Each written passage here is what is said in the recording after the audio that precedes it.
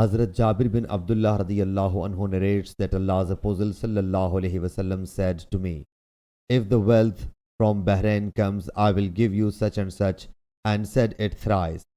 But Allah's Apostle sallallahu alaihi wasallam passed away before the wealth from Bahrain came in hand. When the goods came during the reign of Hazrat Abu Bakr radiyallahu anhu, he ordered the announcer to announce in this way: Whosoever has got a debt claim against the Prophet sallallahu alaihi wasallam, or he sallallahu alaihi wasallam had promised him anything, should come to me." Hazrat Jabir radiyallahu anhu says, "I went to Hazrat Abu Bakr radiyallahu anhu and said that the Prophet sallallahu alaihi wasallam had told me, if the wealth from Bahrain comes, I will give you such and such amount." He said in thrice. He says that he gave him wealth.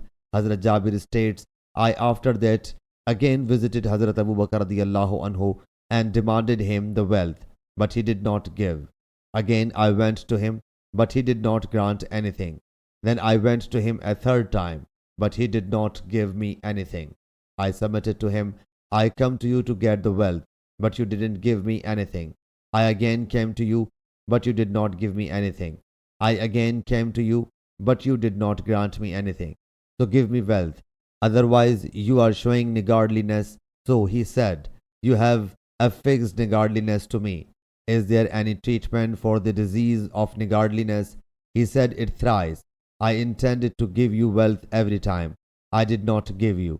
Imam Muhammad Baqir bin Imam Zainul Abidin states that he heard Hazrat Jabir bin Abdullah say, "I went and Hazrat Abu Bakr radiyallahu anhu said to me, 'Count these coins.' When I counted them, they were 500. He said, 'Take the same number of coins twice.'" Sahih Bukhari, Hadith number 4383.